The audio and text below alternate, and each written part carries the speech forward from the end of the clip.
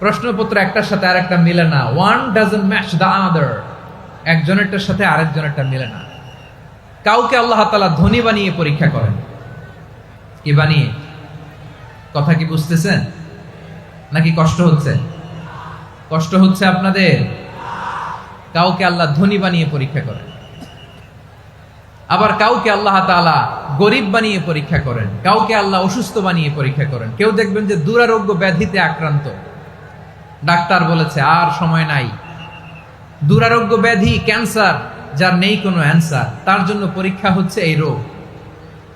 আরেক লোক দেখবেন তার আবার রোগ বালাই নাই, মাশাআল্লাহ, তাকে আল্লাহ তাআলা আর্থিক দৈন্যতা, দারিদ্রতা দিয়ে পরীক্ষা করছেন। এরকম আছে না নাই? টাকা পয়সা নাই, দিন আনে দিন খায়, যা আছে তাতে চলে না, এটা তার জন্য পরীক্ষা। আবার আরেক শ্রেণীর লোক দেখবেন তাকে আল্লাহ অসুস্থতাও দেয় নাই, দারিদ্রতাও দেয় নাই, তার দাম্পত্য জীবনের সমস্যা আছে না নাই? স্ত্রী কথা শোনে না, অথবা ছেলে মেয়ে কথা শোনে না। তাহলে পরীক্ষা সবার জীবনে আছে, এক একজনের পরীক্ষাটা এক এক রকম। আল্লাহ তাআলা দেখতে চায় যে এই পরীক্ষার সময় আমরা কিরকম রেসপন্স করি, how to deal with the test, কিভাবে এই বিপদ আপদ পরীক্ষাগুলোকে আমরা হ্যান্ডেল করব, ডিল করব, এটা হচ্ছে আজকের আলোচনার বিষয়।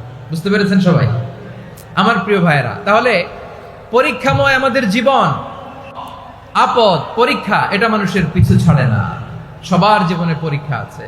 নবীদের জীবনেও পরীক্ষা ছিল।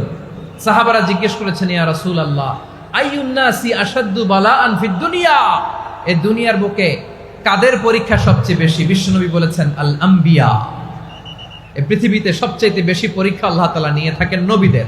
কাদের? নবীদের। সুম্মাল আমসাল ফাল আমসাল, এরপরে নবীদের পরের স্তরে যারা, তাদের পরীক্ষা। এরপরে তাদের পরের স্তরে যারা, তাদের পরীক্ষা। সিদ্দিকিনদের, শুহাদাদের, সালিহিনদের, আল্লাহওয়ালাদের, যার ঈমান যত মজবুত তার জীবনে পরীক্ষাও তত বেশি। চিল্লায় বলেন ঠিক কিনা? তাহলে মুমিনরা, বিশ্বাসীরা, আমরা কি পরীক্ষা, বিপদ আপদে ভয় পাই? হ্যাঁ, বিপদ দেখলে ভয় লাগে আপনাদের? ভয় লাগে? হ্যাঁ, না, মুমিনরা বিপদে ভয় পায় না, তারা হতাশ হয় না, সুবহানাল্লাহ, তারা নিরাশ হয় না। বিশ্বাসীরা হাল ছেড়ে দেয় না, তারা ভরসা রাখে একজনের উপর। চিল্লায় বলতে হবে তিনি কে? কারণ মুমিন জানে the grief isn't permanent, the test isn't permanent, the struggle in our life isn't permanent. আমাদের জীবনের দুঃখ, কষ্ট, স্ট্রাগল, এগুলো পার্মানেন্ট নয়। after every difficulties there is an ease, সব কষ্টের পরেই একটা সুখ আছে না নাই? রব্বুল আলামিন বলেন, ফা ইন্না মাআল উসরি ইউসরা, ইন্না মাআল উসরি ইউসরা, ভয় পেও না, চিন্তা করো না, কষ্টের সাথেই আমি রেখে দিয়েছি স্বস্তি। সুবহানাল্লাহ বলেন। মুমিন জীবনে বিপদ যত বেশি, কষ্ট যত বেশি, তার সামনে সফলতা তার চেয়েও বেশি। ঠিক কিনা বলেন? কারণ বিশ্বাসীরা জানে রাত্রি যত গভীর হয়, সুবহে সাদিকের সময় তত আগাতে থাকে। গর্ভবতী নারীর পেটের ব্যথা যত বাড়তে থাকে, ঘরে নতুন মেহমান আগমনের সময় ঘনাতে থাকে। মুমিনদের উপর বিপদ, অত্যাচার, আপদ, পরীক্ষা যত বাড়তে থাকে, কালেমার পতাকা উড্ডয়নের সময় কাছে আসতে থাকে। বিশ্বাসীদের এগুলো হিসাব মিলানো অনেক আগে, এগুলো অনেক আগে হিসাব মিলানো। দুঃখের আধার শেষে সুখের আলো মিটি মিটি হাসে। চিল্লায় বলেন ঠিক কিনা? দুঃখ যত বেশি, পরীক্ষা যত বেশি, কষ্ট যত বেশি, সুখের সময় তত কাছাকাছি। চিল্লায় বলতে হবে ঠিক কিনা? এজন্য মুমিন জীবনে পরীক্ষা বেশি, মুমিনদের হতাশা নাই, মুমিনরা নিরাশ হয় না, হতাশ হয় কাফিররা। মুমিনরা কখনো হাল ছেড়ে দেয় না, মুমিনরা ভরসা রাখে একজনের উপর, তিনি কে?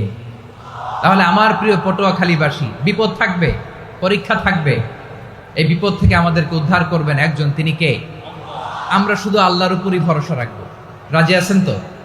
চাইবো একজন সত্তার কাছে, আওয়াজ করে বলুন তিনি কে?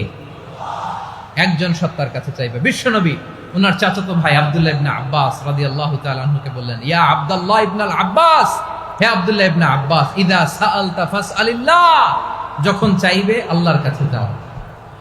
ও আব্দুল্লাহ, যখন চাইবা আল্লাহর কাছে চাও। ওয়া ইযা ইসতাআনতা ফাসতাইন বিল্লাহ, যখন সাহায্য চাইবা আল্লাহর কাছে ফরিয়াদ করো।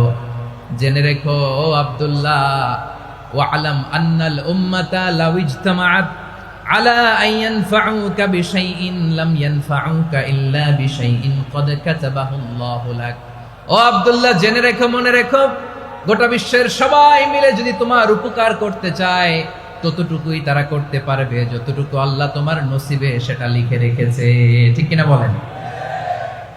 আর যদি গোটা বিশ্বের সবাই মিলে তোমার বিরুদ্ধে কনস্পাইরেসি করে, ষড়যন্ত্র করে, গোটা বিশ্বের সবাই মিলেও যদি তোমার ক্ষতি করতে চায় ততটুকুই শুধু পারবে যেটা আল্লাহ তোমার জন্য বরাদ্দ রেখেছে।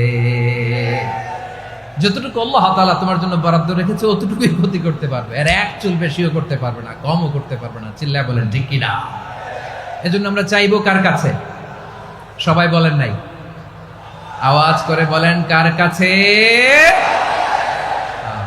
সব সময় আমরা আল্লাহর কাছে চাইবো, বিপদে আপদে, সুখে দুঃখে, সচ্ছল অবস্থায় অসচ্ছল অবস্থায়, পরাজয়ের সময় বিজয়ের সময়, সব সময় আমরা ভরসা রাখবো কার উপর? সবাই বলুন।